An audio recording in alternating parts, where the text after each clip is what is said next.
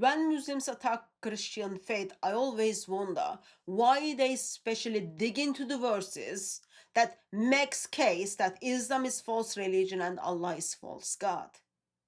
Here this objection, it is coming from Red Ninja Miss Muslim. You might be thinking, wow, this is mind-blowing.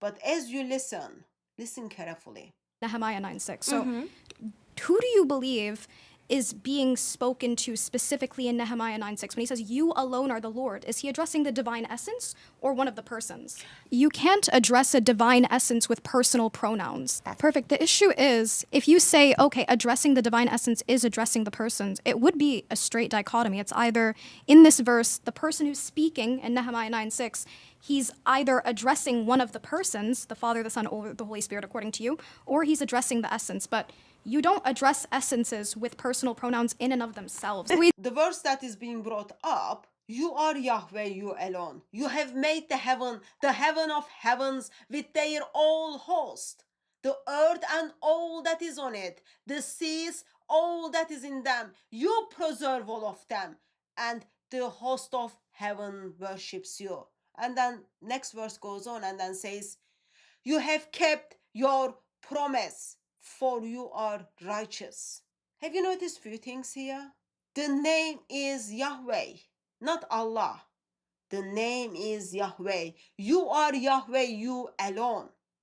This is simply description of God of Israel, yeah? Yahweh, not Allah at all. Therefore, I'm just like, what are you trying to prove? God of Israel is the one who is responsible for everything. Are you trying to say, yeah, Allah is false God? Because that's what the verse is putting forward, right? Just think little bit, seriously, not that difficult to think. Uniqueness of Yahweh is tied to what? He alone made the heavens and the earth. No one else. He alone, Yahweh alone made the heavens and the earth. Yahweh alone sustains and preserves everything. No one else. Yahweh alone. All the hosts of heaven worships Yahweh. No one else. Everything all about Yahweh. So when Muslims use this verse, I'm just like, come on, man, think little bit. Because they are not proving Islam in this verse. All they are proving is strict Yahweh only monotheism.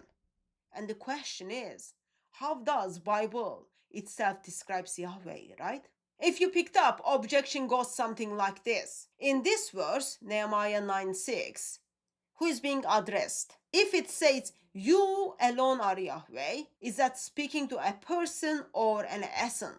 Because you don't address an essence with the personal pronouns. Well, I was gonna say, go and tell the alphabet people who are standing up for Islam, right? Anyway, if you think not at all, if you don't think at all, you will be thinking, yeah, that sound looks clever, right? But it actually misunderstands both language and the theology here. I just don't understand why Muslims think that God of Bible is an abstract essence floating in the sky, because he is not. So when you say, you Yahweh, you are addressing one true God who is exist as Father, Son, and Spirit.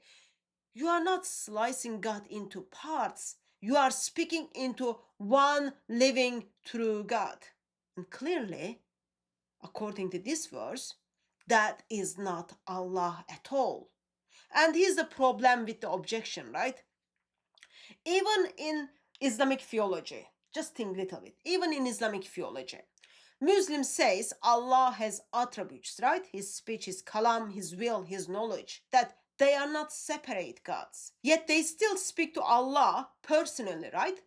So clearly addressing God with you doesn't collapse everything into a single person assumption. It just means you are addressing the one God. Biblically, this is even clear. The Father is called Yahweh. The Son is identified Yahweh. The Spirit speaks and acts as Yahweh. Yet, there is only one Yahweh. So, when Nehemiah says, you alone are Yahweh, he's not defining how many persons are in God. He's simply declaring that only Yahweh is God, not Allah. Only Yahweh is God. He's not denying that God can be personally complex. He's denying that Allah, Baal, Marduk, the gods of other nations, have no claim on deity. Only Yahweh is God. So this is simply direct attack to all other gods, including God of Islam, to Allah. And this is not attack or any critique that Yahweh could be Father, Son, and Spirit. This is simply direct attack to all other gods. So Muslims, especially Miss Muslim and others, they are engaging with Christians for a long time, right?